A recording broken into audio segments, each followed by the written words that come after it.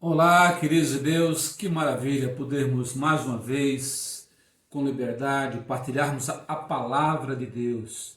Espero que nesse momento a presença do Santo Espírito de Deus seja uma realidade na sua vida, dando-lhe uma iluminação suficiente para você, juntamente comigo, compreender a palavra de Deus e pela fé ser encorajado a colocar em prática, que a palavra funciona pela fé, a fé daquele que a ouve e acreditando a obedece, a coloca em prática e desenvolve uma vida de crescimento espiritual à medida que conhece a palavra e, confiante na palavra, a pratica. E que a paz e a graça do nosso Senhor Jesus Cristo estejam nesse momento em seu coração, no seu lar, na sua família, e que o Espírito Santo esteja envolvendo tudo que ele cerca, desde o seu coração até tudo que exteriormente lhe envolve, alcançando as pessoas à sua volta.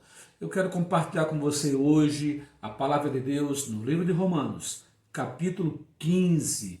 Nós vamos partilhar os versos de 1 a 7 e quero falar com você hoje sobre algo que está muito presente em nossa vida, na humanidade em geral, que é a questão da fraqueza e da firmeza, e quando fazemos separação disso, a distinguimos, quando nos sentimos fortes, nos sentimos fracos, e os cuidados necessários à luz da palavra, para que, atentos, não nos enfraqueçamos mais ainda do que estamos, ou estando fracos, não permaneçamos fracos, mas sejamos revigorados, reanimados, fortalecidos pela fé, no poder, na ação do nosso Deus. O apóstolo Paulo escreve esta carta aos crentes, à igreja em Roma, para falar do seu ministério evangelizador, também animar, encorajar a igreja ainda primitiva a seguir firme no evangelho do Senhor Jesus Cristo, crendo que o poder do evangelho rompe barreiras, restaura, transforma, salva e faz com que, vivificados, aquele que nele crê, seja uma nova criatura em Cristo Jesus. Todos que creem no Senhor, que são vivificados pela fé em Cristo, são pessoas que alcançam a redenção pelo poder do nosso Deus. E Paulo chama aquela igreja para, aceitando o seu apostolado, investir na vida dele e, acima de tudo, a igreja ser uma igreja firme e forte, apesar das lutas, na pregação do Evangelho. E vamos aprender hoje que, na verdade, a fraqueza e a firmeza elas são separadas por uma linha muito tênue, uma linha quase invisível, como se fosse um murinho fino que, se bobear, você vai de um lado para outro. Por isso a necessidade de atenção. A linha tênue que separa a fraqueza da firmeza, ela tem a ver com a linha entre a autossuficiência e a dependência. O versículo 1 vai nos dizer: mas nós que somos fortes devemos suportar as fraquezas dos fracos e não agradar a nós mesmos. É interessante que ele vai dizer, nós que somos fortes. Mas o que é ser forte? À luz do que a palavra nos diz, à luz da experiência do próprio apóstolo Paulo. Certamente ser forte, na visão bíblica, na visão de um cristão em comunhão com Deus, não é ser autossuficiente. Portanto, não confundir autossuficiência com virtude e tampouco dependência com ausência de atitude. A autossuficiência é aquele estado de espírito, é aquele sentimento de autossuficiência que vai impedir que dependamos de Deus.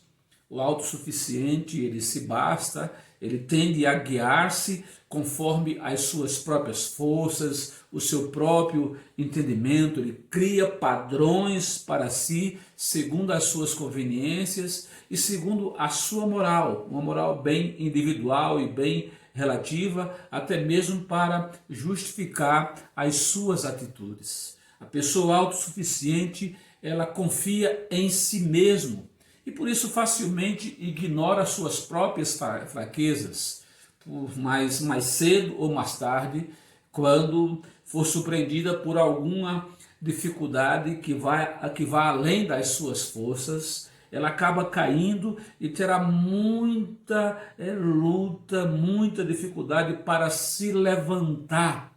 Certamente não se levantará sozinha e aí terá que baixar a cerviz e depender de ajuda. E não são poucas as pessoas que vivem um sentimento de autossuficiência, que tem a ver também com orgulho, com vaidade, com arrogância, e quando sofrem uma queda, se sentem realmente fragilizadas e muitas das vezes, por vergonha, até não alcançam o caminho, não trilham o caminho do recomeço, da restauração, da resiliência, porque não têm um sentimento de reconhecer que necessitam de ajuda. Observe que o apóstolo Paulo vai falar aos irmãos da igreja de Corinto para desafiá-los e alertá-los para que tenham cuidado e de alguma forma não caiam para o lado, não se entreguem a um sentimento de autossuficiência,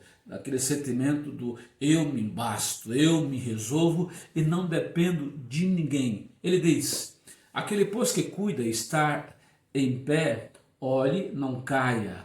Poderia dizer, parafraseando, aquele que está achando que está firme, fique atento porque pode cair.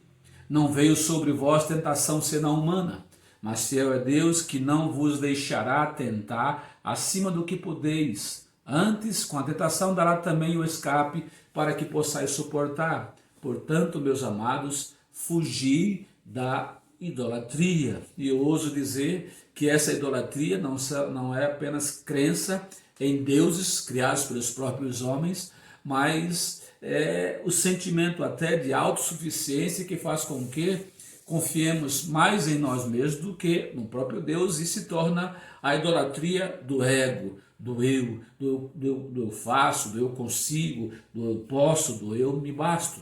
A pessoa, por outro lado, dependente de Deus, ela se vê como parte do corpo, a igreja, família de Deus, sentindo-se ligada e amparada por Deus em todo o tempo. E isso para vencer quaisquer que sejam as aflições da vida. Paulo vai dizer com clareza no verso que lemos, 15:1, mas vós que somos fortes, nós que somos fortes, devemos suportar as fraquezas dos fracos e não agradar a nós mesmos. E só faz isso quem tem um sentimento de dependência, de vínculo, de pertencimento e de fazer parte do corpo e saber que vivemos uma interdependência onde as nossas necessidades se comunicam, as nossas fragilidades se comunicam, mas também as nossas forças se comunicam. Todos os nossos potenciais se comunicam para o bem desse todo. Igreja é isso, família é isso, uma comunidade que prospera é assim. E o indivíduo que abre mão da autossuficiência e se lança na dependência de Deus, tende a conseguir superar as lutas, as dificuldades, porque não se valerá apenas das suas próprias forças, do seu próprio conhecimento, mas acima de tudo em oração, em sentimento de total busca de Deus, superará, porque será uma pessoa que realmente troca a autossuficiência pela dependência. A autossuficiência não quer dizer que você, não sendo autossuficiente, não vá ter atitudes próprias, um sentimento de confiança naquilo que você sabe que pode fazer. Esse sentimento é positivo. A autossuficiência ela é negativa porque ela é soberba, ela é orgulhosa e faz com que tendemos a achar que não precisamos de nada, não precisamos de ninguém, não precisamos de Deus e assim não dependemos uns dos outros e não dependemos de Deus, e isso é um erro. Quem pensa assim certamente cairá e quando cair terá muito mais dificuldade para se levantar. Mas o texto também vai nos falar, mostrando que a fraqueza E a firmeza tem uma linha muito tênue, que também nessa linha você vai encontrar o egoísmo e a humildade. E para que lado você vai pender? Certamente na fraqueza você vai para o egoísmo e no sentimento de firmeza você haverá de ir para a humildade. Os versos 2 e 3. Portanto, cada um de nós agrade o seu próximo no que é bom para a edificação.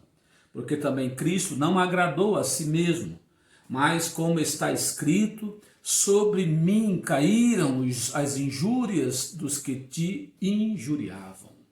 Perceba, o egoísmo nos traz nos sentimentos muito negativos, que tem até aparência de grandeza, de vitória, mas que no fim leva-nos à ruína, à destruição. O egoísmo nos faz cobiçosos, sujeitos à torpe ganância, indiferentes ao próximo e sem amor para com o nosso semelhante. Já a humildade nos faz servos uns dos outros. O texto diz que devemos abrir mão daquilo que nos agrada, ou seja, no sentido, não é que não vamos nos sentir alegria no que fazemos e não vamos buscar aquilo que é aprazível, não é nesse sentido, é abrir mão no sentido de deixar o egoísmo.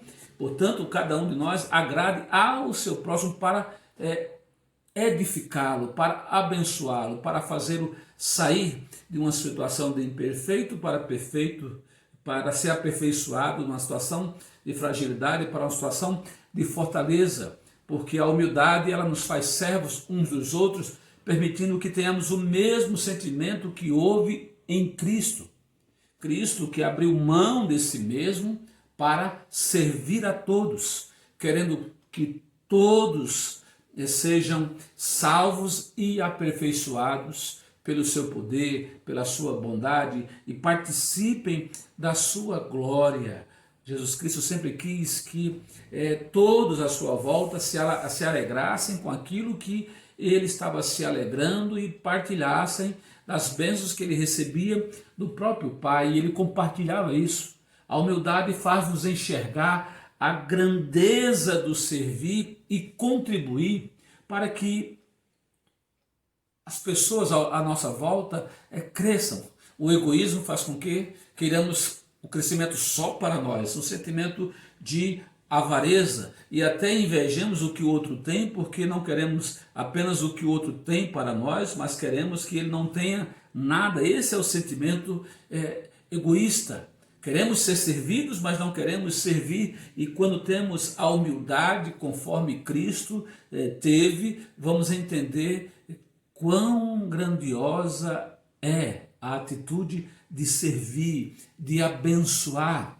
Semelhantemente àquele mestre que humildemente ensinou ao seu discípulo uma determinada tarefa e sentiu-se coroado, encheu o seu coração de alegria ao ver que o discípulo não só aprendeu a tarefa, mas a executou de maneira igual ou até com melhor, com mais desenvoltura do que o próprio mestre. É um sentimento de satisfação. Como é bom em algum momento você ter ajudado alguém e de repente mais tarde ver aquela pessoa de maneira alegre, feliz, realizada, agora até mesmo ajudando a outras pessoas, porque você foi usado por Deus, servindo aquela pessoa, ajudando a sair de uma situação difícil, uma situação aflitiva, uma situação de extrema necessidade, e ela transpôs aquele deserto, transpôs aquela tempestade e agora também pode consolar, confortar a outros. Portanto, aquela pessoa foi edificada porque alguém humilde se deixou usar por Deus para abençoá-la. Assim, a humildade, ela, como diz a palavra, visa a edificação mútua. Ela é bênção tanto para quem serve como para quem é servido, e na verdade toda pessoa que é servida está tendo a oportunidade de aprender a servir. Infeliz é aquele que é servido e não tem um sentimento de que na verdade é Deus lhe ensinando: olha, você está sendo servido agora porque tem uma necessidade, eu provi meios, condições e pessoas para te abençoar, para te servir, mas saiba que eu estou te preparando, estou te fazendo também um servo bom e fiel para que você abençoe a outros. Portanto, aquele que serve e aquele que é servido, ambos estão debaixo da virtude do Senhor, em serem bênçãos uns sobre os outros, em se aperfeiçoarem mutuamente, para que assim continuem com o espírito de humildade, abençoando a outras pessoas. Observe o que Jesus Cristo diz em sua palavra, João capítulo 3, 14 a 17, é o Senhor falando, ensinando aos seus discípulos sobre humildade, sobre servir. Ora, se eu, Senhor e Mestre, vos lavei os pés, vós deveis também lavar os pés uns aos outros, porque eu vos dei o exemplo para que, como eu vos fiz, façais vós também. Na verdade, vos digo que não é o servo maior do que o seu senhor, nem o enviado maior do que aquele que o enviou. Se sabeis estas coisas, bem-aventurados sois se as fizerdes. A palavra de Deus deixa com toda clareza esse sentimento. Firmeza, fraqueza e firmeza são separadas pela uma linha muito tênue que separa o egoísmo da humildade. Bem-aventurado, segundo Jesus, é aquele que serve com humildade, que aprende a servir, que tem no serviço ao próximo, a Deus, à igreja, à comunidade em geral, uma honra, uma alegria, um privilégio, porque sabe que está sendo um instrumento de Deus para servir. E se serve é porque Deus tem dado condições, é porque Deus tem lhe suprido em suas necessidades, capacitando para servir, para abençoar, para ajudar a construir a vida do próximo naquilo que ele está, tijolinho a tijolinho, nesse estado de crescimento que tem a ver com a ajuda das pessoas à sua volta. Mas a palavra também nos ensina, queridos, que a firmeza e a fraqueza e a firmeza são separadas por uma linha muito tênue, às vezes quase invisível, por isso atenção, discernimento, sabedoria, que tem a ver também com a linha que separa a ansiedade e a paciência. Vejam o que o texto vai nos dizer nos versos seguintes, de 4 a 7, porque, estou lendo Romanos 15, porque tudo que dantes foi escrito, para nosso ensino foi escrito, para que pela paciência e consolação das Escrituras tenhamos esperança. Ora, o Deus de paciência e consolação vos conceda o mesmo sentimento uns para com os outros, segundo Cristo Jesus, para que concordeis a uma boca, glorifiqueis ao Deus e Pai de nosso Senhor Jesus Cristo. Portanto, recebei-vos uns aos outros, como também Cristo nos recebeu para a glória de Deus. Queridos, a ansiedade é um sentimento muito terrível, muito difícil. É um dos males do século, aquela angústia, aquele sentimento, aquela preocupação que tem a ver com todo o sentimento de insegurança e desconfiança para com a própria vida, especialmente em relação ao amanhã. E muitos envolvidos nesse sentimento em relação ao amanhã acabam não vivendo bem o dia de hoje com aquilo que Deus tem lhe colocado à mão. A ansiedade, por vezes, leva-nos a um tipo de fé imatura, que as pessoas acham que estão tendo fé, mas na verdade não estão tendo fé verdadeira, estão na verdade com um sentimento de ansiedade, que é aquele sentimento que se angustia diante de uma luta, de uma dificuldade, que é a solução para ontem, não é nem para hoje, e é um imediatismo que se atreve até a determinar a Deus que tem que fazer agora, segundo a vontade da pessoa e não a vontade de Deus, do jeito da vontade da pessoa e não do jeito de Deus. E isso não é fé, é ansiedade disfarçada, que tem a ver não com a fé verdadeira, que não é imediatista. A fé verdadeira, ela respeita o tempo e o jeito de Deus. A fé verdadeira se submete à vontade de Deus, porque a vontade de Deus, a palavra deixa clara, que ela é a melhor para nós. Ela é boa, perfeita e agradável. E é a vontade do soberano, que conhece a profundidade do nosso ser e sabe exatamente o que é o melhor para nós. Não o que nós achamos, mas o que de fato necessitamos. Por isso, podemos descansar, podemos confiar em Deus, porque Ele há de agir segundo o seu propósito, para nos suprir, para nos socorrer, para nos ajudar. E o contrário da ansiedade nesse sentido é realmente descansar, confiar em Deus, é ter paciência. Na verdade, a fé que não nos acalma, não nos tranquiliza, não é fé.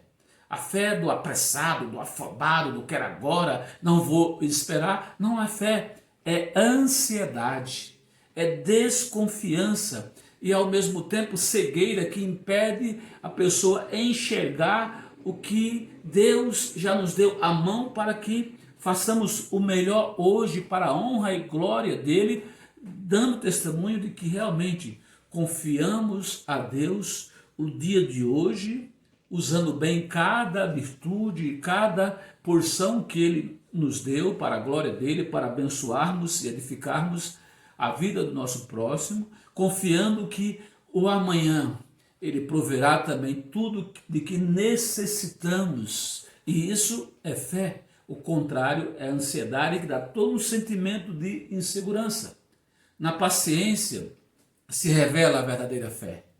Por ser paciência, automaticamente nos ensina que estamos numa condição de quem espera por algo ou por alguém e espera com confiança, com um sentimento lá no coração que a sua espera não é à toa, não é sem causa, não é à toa. Na verdade, ela é uma esperança. Esperança pressupõe fé. A Bíblia diz isso, né? Que a fé é o firme fundamento das coisas que não se veem, mas se espera. E a fé é tão grande nesse sentimento de fé verdadeira, confirmada pelo Espírito em nós, que nós até antecipamos a nossa gratidão por aquilo que confiamos que Deus haverá de fazer na nossa vida. Esperança é crer, é confiar no agir de Deus, no agir de Deus na nossa vida. E como Paulo nos convida a pensar quando escreve em Romanos, na verdade é pensar também no agir de Deus sobre a vida das outras pessoas. Ele diz, para que concordes a uma boca, glorifiqueis ao Deus e Pai de nosso Senhor Jesus Cristo, portanto recebei-vos uns aos outros, como também Cristo nos recebeu. Ou seja, se estamos firmes, fortalecidos no Senhor, se nos consideramos de alguma forma fortes, não no sentido da autossuficiência, como já aprendemos que é negativa, mas fortes porque reconhecemos que a nossa fortaleza está em Deus, no amor de Deus sobre nós, no poder de Deus sobre nós, na confiança, e que não estamos sozinhos. Deus é conosco e está agindo a todo tempo. E se estamos fortes assim, que fortaleçamos aqueles que se encontram fracos. Mas para que fortaleçamos os fracos, é necessário que os recebamos, os acolhemos e partilhemos das bênçãos que temos recebido de Deus, para que, dividindo com essas pessoas, elas também sejam fortalecidas. É nesse sentido que Jesus Cristo ensina-nos. No contexto de Paulo, a paciência e a consolação se aplicavam também na esperança do agir de Deus na vida dos irmãos, na vida das pessoas, inclusive daquelas pessoas que ainda não eram convertidas, e pregaria-se o evangelho crente de que aquelas pessoas ouvindo poderiam crer, e se crendo seriam acolhidas e recebidas como irmãos, como igreja do Senhor, passando a partilharem do mesmo sentimento e das mesmas bênçãos de Deus. É nesse sentido que o apóstolo Paulo fala que devemos nos ajudar mutuamente e os fortes suportarem os fracos. Observe que a palavra de Deus, encorajando, dando conforto aos romanos, Deus usando o apóstolo Paulo, e isso se aplica a nós hoje, porque o Espírito que inspirou a Paulo lá é o mesmo Espírito que nos ilumina, confirma em nós a palavra de Deus hoje para a nossa vida. Estou lendo Romanos capítulo 5, de 1 a 6. Tendo sido, pois, justificados pela fé, temos paz com Deus por nosso Senhor Jesus Cristo, pelo qual também temos entrado pela fé a esta graça, na qual estamos firmes e nos gloriamos na esperança da glória de Deus. E não somente isto, mas também nos gloriamos nas tribulações, sabendo que a tribulação produz a paciência, e a paciência a experiência, e a experiência a esperança, e a esperança não traz confusão, porquanto o amor de Deus está derramado em nossos corações pelo Espírito Santo que nos foi dado, porque Cristo, estando nós ainda fracos, morreu a seu tempo pelos ímpios. Que beleza da palavra do Senhor. Queridos, fraqueza e firmeza são separadas por linhas muito tênues, assim como a autossuficiência é separada da dependência de Deus, assim como o egoísmo faz distinção entre humildade, não combina egoísmo com humildade, assim como ansiedade e paciência são coisas diferentes e até opostas. Ansiedade não é fé, fé é paciência, que faz com que descansamos em esperança de que tudo que Deus prometeu haverá de cumprir na nossa vida.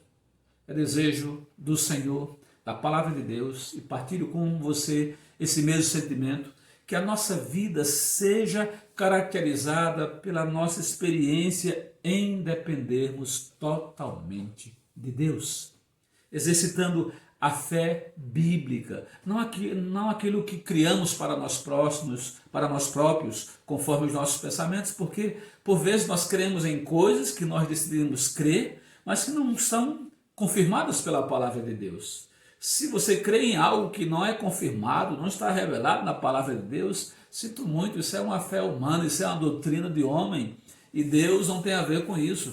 Deus não vai cumprir aquilo que Ele não prometeu que haveria de cumprir, mas tudo que Deus promete cumprir, promete fazer, creia. Deus não mente, não muda de propósito, Ele cumpre, Ele é fiel à sua palavra, e bem-aventurado é aquele que ouve a palavra de Deus, crê no Deus da palavra e espera nele com o coração cheio de esperança, de confiança. Deus quer que sejamos aquelas pessoas que não vão esperar em Deus sem nada fazer, porque muitos confundem, né, paciência com esperar de braços cruzados, mas na verdade Deus sempre indica aquilo que devemos fazer em confiança e orientação necessárias para fazermos segundo o que Deus mandou, orientou, que é a nossa vida, sabendo que contamos com a ajuda dele para fazer aquilo que é a nossa responsabilidade, conforme as condições, as capacidades e as oportunidades que Deus nos dá, mas tenhamos a segurança, isso é fé bíblica, a segurança de que Deus agirá conforme Ele prometeu e fará tudo aquilo que necessitamos, mas nós não podemos realizar pelas nossas próprias forças. E Deus sabe melhor do que nós das nossas limitações, das nossas fraquezas, mas aquilo que não podemos, Ele pode e fará. Creia nisso. O salmista, ele diz algo maravilhoso, inspirado pelo Espírito Santo de Deus, que eu espero seja a minha oração e a sua oração neste momento, pensando na firmeza, no poder que vem de Deus. Diz o texto, Salmos 28, de 7 a 9. O Senhor é a minha força e o meu escudo. Nele confiou o meu coração e fui socorrido. Assim o meu coração salta de prazer e com o meu canto o louvarei. O Senhor é a força do seu povo, também é a força salvadora do seu ungido. Salva o teu povo e abençoa a tua herança, e apacenta-os e exalta-os para sempre. E louvado seja o nosso Senhor. Portanto, Creia nisso. E para que você seja fortalecido no Senhor, não se deixe enganar pelos seus próprios sentimentos, por vezes negativos ou por vezes falsamente positivos, porque é uma confiança muito superficial em você mesmo, naquilo que você pode conquistar, e não uma confiança sólida, robusta, consistente em Deus, na sua palavra, naquilo que Ele lhe orienta, quer aquilo que Ele lhe dá condições, e Ele dá, para que você faça, para que você honre o nome dEle, e quer aquilo que Ele vai agir miraculosamente com o seu poder, porque Ele sabe que você, como ser humano, não poderá fazer, mas Ele pode. E se Ele lhe chamou para uma tarefa, lhe chamou para uma missão, lhe propôs um desafio, lhe colocou no rumo da vitória, Ele fará você vencer no nome de Jesus, para a honra e glória do nome dEle.